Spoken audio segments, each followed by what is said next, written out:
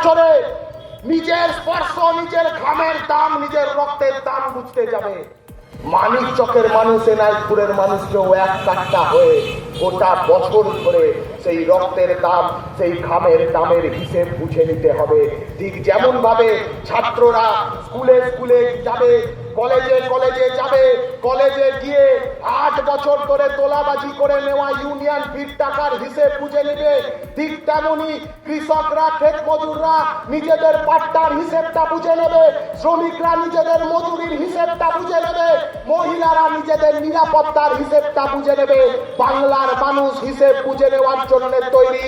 হয় হিসেব দাও, নয়তো ভেঙে যাও, এই স্লোগানকে সামনে রেখে বাংলার মানুষের এই লড়াইকে আর এই অঞ্চলের মানুষজন, এই এনায়তপুর, এই মানিকচকের লড়াকু মানুষজন, এই জেল থেকে আসা এই সমস্ত মানুষজন, জেলের বন্দিশালা যাদের লড়াইকে আটকাতে পারেনি, জেল যাদের আটকাতে পারেনি, তৃণমূল বিজেপি তাদের কি আটকাবে? এটা পরিষ্কার যে গোটা বাংলা জুড়ে যে লড়াই চলছে, সেই লড়াইতে আরো আগুনের উপাদান, আরো লড়াকু মনের, আরো লড়াকু শিরদাঁড়ার উপাদান এই এনায়তপুর, এই মানিকচকের মানুষজন দেবে। আগামী প্রজন্ম তৈরি আছে, আগামী প্রজন্মের হাতে পঞ্চায়েত সদস্যের পদ, পঞ্চায়েত সদস্যের স্বামী, এই পঞ্চায়েত অফিস থেকে এরকম বহু লক্ষ লক্ষ টাকা মেরে নেওয়া হয়েছে। ওই লক্ষ টাকার সম্পত্তির মধ্যে ওই 1000 খানেক টাকা ওনার সম্পত্তি কিছু বাড়াতো না হয়তো, কিন্তু ওই মেয়েগুলোর পড়াশোনাটা ধ্বংস করে দিত। এটাই ওদের মূল লক্ষ্য, যাতে পশ্চিম বাংলার মেয়েরা তারা স্কুলে গিয়ে পড়াশোনা করতে না পারে, যাতে স্কুলগুলো ফাঁকা হয়ে যায়, যাতে কয়েক বছর বাদ থেকে এনায়তপুর হাই স্কুলটা বন্ধ হয়ে যায়, সেই কারণে টাকাটা মেরে দিয়েছে। স্কুলের টিচার ইনচার্জ, শিক্ষকরা, স্কুলের শিক্ষকরা মানে আমাদের অভিভাবক। ছোটবেলা থেকে যখন স্কুলে যেতাম তখন বাবা মা শেখাতো যে তোমার জীবনের ধ্রুবতারা এক বাবা মা, দুই হলো স্কুলে যাদের কাছে পড়াশোনা করছো তারা, তারা তোমায় শেখাবে তুমি বড় হয়ে কিভাবে মানুষ হয়ে উঠবে, কিভাবে এই সমাজের পক্ষে, এই সমাজের পক্ষে ভালো কিছু করবার শিক্ষা তুমি। টাকা খেয়েছে পার্থ চ্যাটার্জি, টাকা খেতে খেতে এমন ভুড়ি লাগালো যে পেট কাটলে এবার আর নারী ভুড়ি বেরোবে না, বান্ডিল বান্ডিল টাকা বেরোবে, এমন একটা ব্যবস্থা তৈরি করলো যেখানে স্কুলে স্কুলে আর টিচারদেরকে, শিক্ষকদেরকে, স্যারদেরকে, ম্যাডামদেরকে কেউ আর বিশ্বাস করতে পারছে না। এনায়তপুর হাই স্কুলে প্রধান শিক্ষক বসেছিল একটা চোর, সেই চোর যখন ধরা পড়লো, তারপরে আজকে এই গোটা এনায়তপুরের বাবা মায়েদের কাছে স্কুলের শিক্ষক শিক্ষিকাদের সম্মান মর্যাদা সেটা কোন জায়গায় গিয়ে পৌঁছলো? যখন প্রতিদিন টিভি চালিয়ে এই গোটা পশ্চিমবাংলার বাবা মায়েরা তারা যখন দেখছে যে 22 লক্ষ ছেলে মেয়ে পরীক্ষা দিয়েছে, তার মধ্যে 26,000-এর চাকরি হয়েছে, তার মধ্যে যোগ্য আর অযোগ্য গুলিয়ে গেছে, চাল আর কাপড় মিলেমিশে একাকার হয়ে গেছে, কারণ তৃণমূলের সরকার এই চাল আর কাপড়কে এক বস্তায় পুড়ে দিয়েছে। তখন গোটা পশ্চিমবাংলার প্রতিটা স্কুলে বাবা মায়েরা শিক্ষক শিক্ষিকাদেরকে আর ভরসা করতে পারছে না। এবার ওদের ভয় পাওয়ানোর সময় এমন ঐক্যবদ্ধ থাকতে হবে যে যে কোনো দাঙ্গাবাজ এনায়তপুরের মাটিতে দাঙ্গা পাকাতে এলে তার হাড় ঘর হাত পা আস্ত নিয়ে যাতে তারা ফিরতে না পারে। এটা বাংলার মাটি, এটা জ্যোতি বসু, বুদ্ধদেব ভট্টাচার্যদের মাটি, সেইটা ওদের বুঝিয়ে দিতে হবে। আজকে মেয়েগুলো এসেছিল, দেরি হয়ে যাচ্ছে, বিকেল হয়ে যাচ্ছে, কিছু খেয়ে দিয়ে আসেনি, তাই বাড়ি চলে গেল ওরা। এনায়তপুর হাই স্কুলটা কোন জায়গায় পাঠিয়েছে? হাই স্কুলটাকে টাকা তো আসে, সেই টাকাটা যায় করে। এনায়তপুর হাই স্কুল যদি না বাঁচে তাহলে ভবিষ্যতে এনায়তপুরের বাচ্চারা, এই মিটিং এর মধ্যে মায়ের কোলে যে বাচ্চারা বসে আছে তারা পড়াশোনাটা করবে। মানিকচক কলেজটা যদি না বাঁচে তাহলে এনায়তপুর মানিকচকের ছেলেমেয়েরা তারা পড়াশোনাটা করবে কোথায়? আর যদি পড়াশোনা করতে না পারে তাহলে এখন পরিযায়ী শ্রমিক হয়ে বাংলার মাটি থেকে বাবা মাকে একা রেখে অন্য জায়গায় চলে যেতে হবে। আর ওই বাবা একা বাবা মার উপরে প্রতিদিন তোলাবাজির আক্রমণ চালাবে তৃণমূল। সেই রকম ভাবে একটা কাঠামো ওরা তৈরি করেছে। আমরা আহ্বান জানিয়েছি মানুষকে, বিশ্ববিদ্যালয় স্কুলগুলোতে এসএফআই পৌঁছে যাচ্ছে এই বার্তা নিয়ে, এই কথা নিয়ে যে কলেজটাকে বাঁচাও, স্কুলটাকে বাঁচাও, কারণ স্কুল আর কলেজটা বাঁচলেই পরের প্রজন্মটা বাঁচবে। আমার আপনার বাড়ির বাচ্চা ছেলেটা, বাচ্চা মেয়েটা ভবিষ্যতে মাথা উঁচু করে দাঁড়ানোর সাহস পাবে। ওরা উঁচু করে দাঁড়ানো মাথাগুলোকে কেটে দিতে চায়। আমরা বলছি, যারা উঁচু করে দাঁড়ানো মাথাগুলো কেটে দিতে চায়, মাথা উঁচু রেখে তাদের চোখে চোখ রেখে তাদের নামগুলোকে কেটে দিতে হবে পঞ্চায়েত থেকে, পৌরসভা থেকে, বিধানসভা থেকে। আর 1 বছর বাদেই টাকা দিয়ে ইউজ করতে পারে। বেকার ভাতা দেবে, কেন দেবে? যাতে পঞ্চায়েতের সদস্যরা তারা বেকার ভাতাগুলো থেকে পঞ্চায়েতের অ্যাকাউন্টের মধ্যে, নিজেদের অ্যাকাউন্টের মধ্যে ওই বেকার ভাতার 50% ঢুকিয়ে দিতে পারে। বিধবা ভাতা দেওয়ার কথা বলবে, কেন বলবে? যাতে যে পাইপলাইন দিয়ে টাকাটা আসবে ওই পাইপলাইনের প্রতিটা স্তরে 10%, 20%, 30% করে তৃণমূলের নেতা মন্ত্রীদের পকেট ভরে যেতে পারে। গোটা পশ্চিমবাংলাটাকে এই ভয়াবহ জায়গায় নিয়ে গেছে। এই বাংলার মাটি থেকে আজকে গোটা দেশের বুকে পরিযায়ী শ্রমিকের সংখ্যা সব থেকে বেশি।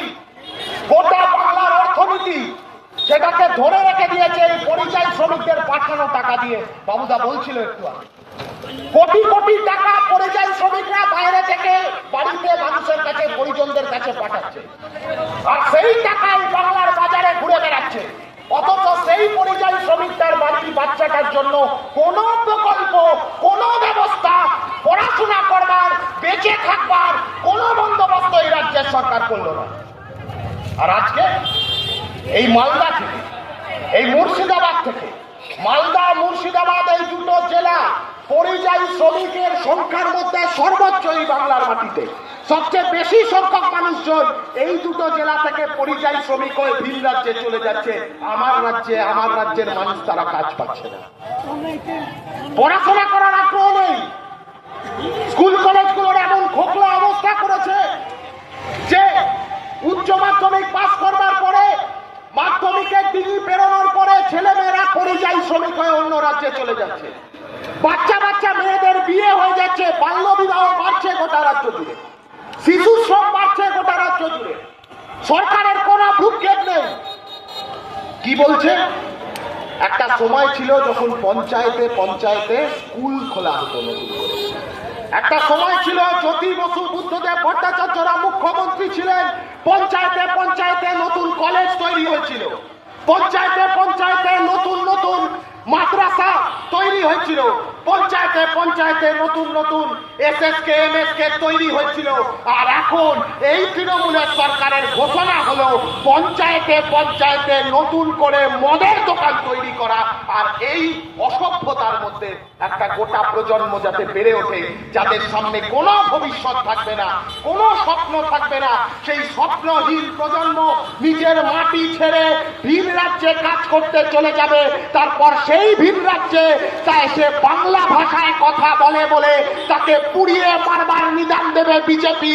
এই বন্দোবস্ত পশ্চিম বাংলার মাটিতে করেছে বিজেপি। ভিন রাজ্যে ঠিক যেভাবে বাংলা ভাষী পরিযায়ী শ্রমিকদের ওপর অত্যাচার করছে, বিজেপিকে সেই অত্যাচার করবার অনুমতি পত্র পশ্চিম বাংলা থেকে এই তৃণমূল কংগ্রেস দিয়েছে। এইটা মানুষকে পরিষ্কার বুঝে দিতে হবে। কি করেছিল?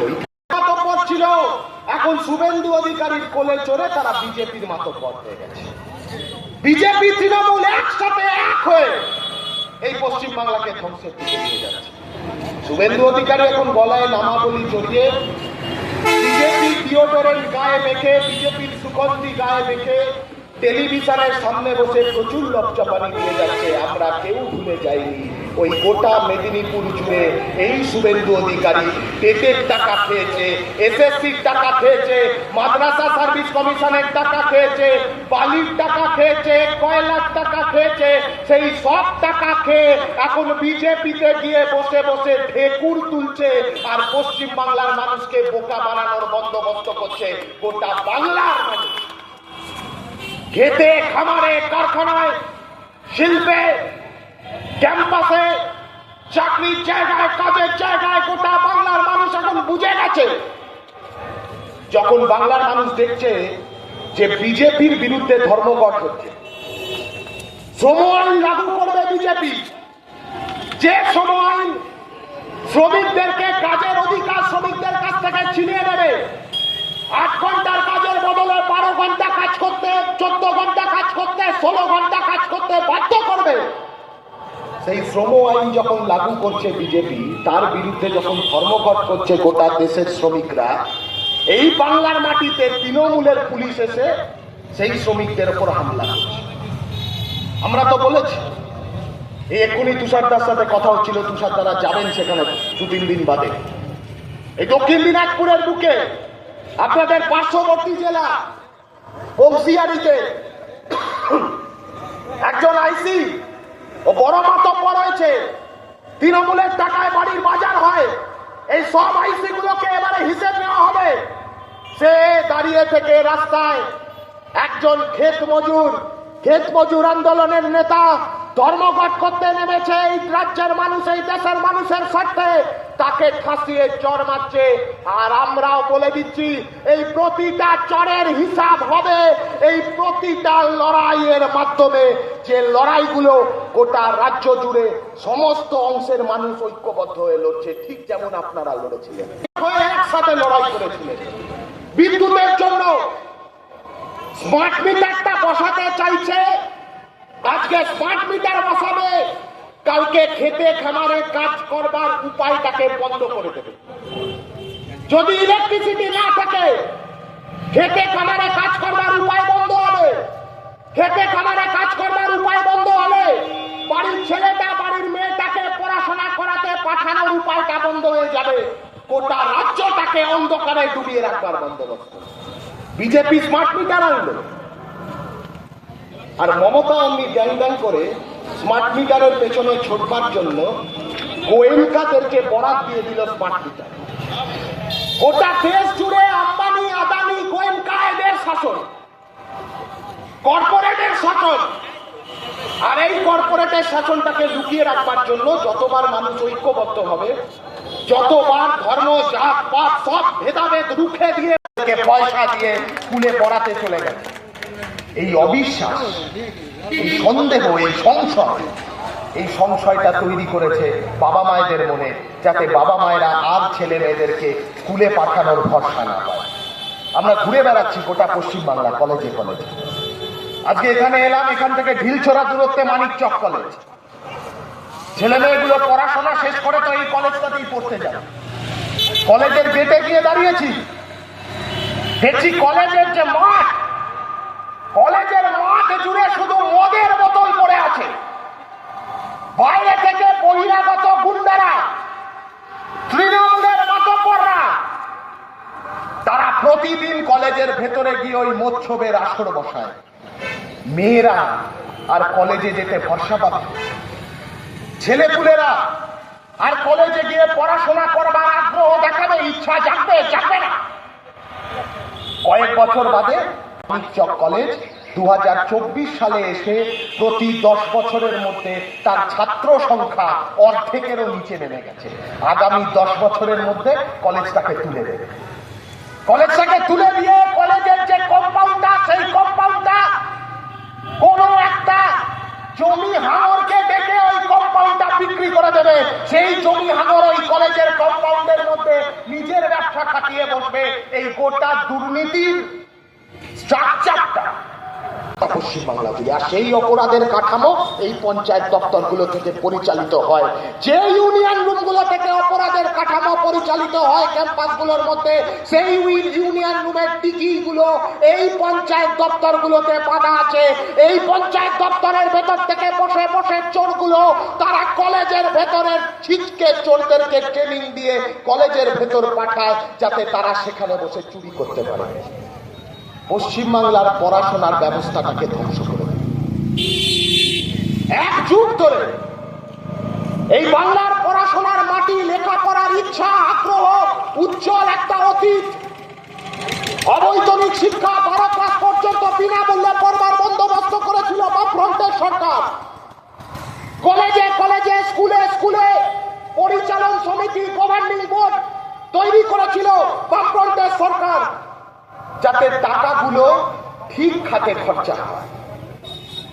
1 পয়সা দিতে হতো না। ক্লাস 1 থেকে 12 পর্যন্ত পড়াশোনা করার জন্য 1 পয়সা দিতে হতো না। সরকার প্রাথমিক স্কুল, সেই প্রাথমিক স্কুলটাকে বন্ধ করে দিচ্ছে। গ্রামকে গ্রাম কোনো প্রাথমিক স্কুল নেই। আমার সংবিধান, এই দেশের সংবিধান, সেই সংবিধানের শিক্ষার অধিকার বলছে তোমার বাড়ির 1 কিলোমিটারের মধ্যে স্কুল থাকতে হবে। বাড়ি থেকে বেরোচ্ছি, কিলোমিটারের পর কিলোমিটার চলছি তো চলছি, দেখছি স্কুলগুলোকে হানা বাড়িতে পরিণত করে দিয়েছে। এক একটা স্কুলের দিকে তাকালে